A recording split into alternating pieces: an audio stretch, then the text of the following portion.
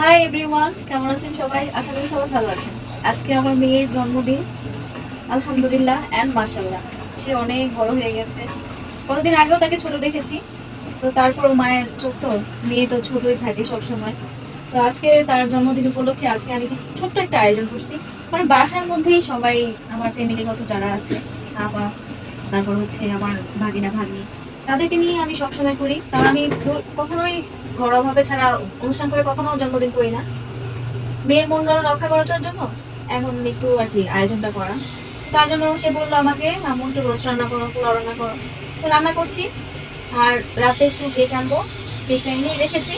তো ফ্রিজে আছে, আপনাদের সাথে রাতে শেয়ার করবো। এখন আপনাদের সাথে শেয়ার করছি আমি কি রান্না করছি, তার জন্য সেই রান্নাটা আপনাদের সাথে আজকে শেয়ার করি। এখন আমি রোস্ট রান্না করছি, গরু মাংস হয়ে গিয়েছে, পোলাওটা রান্না করবো। তো আসুন আপনাদেরকে দেখাই আমার রোস্টের রান্নাটা কেমন হয়েছে। এই যে দেখুন, কালারটা অনেক সুন্দর এসেছে মাশাআল্লাহ।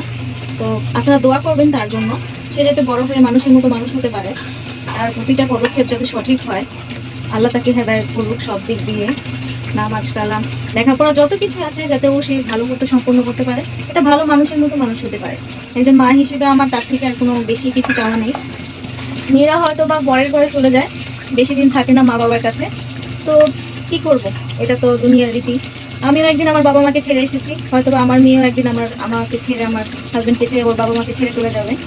তো তাকে যতটুকু খুশি রাখার, এখনই আমি খুশি রাখার চেষ্টা করি, যাতে বিয়ের পর তার কপালে কি আছে আমি তো আর জানি না, আল্লাহ জানে একমাত্র। বাবা মা হিসেবে তো আর তার জন্য দোয়া করবো, সে যাতে সবসময় ভালো থাকে। আপনারাও দোয়া করবেন আমার মেয়ের জন্য, তার আজকের এই দিনটা আর বাকি দিনটা যাতে তার ভালো কাটে। আল্লাহ হাফেজ সবাইকে।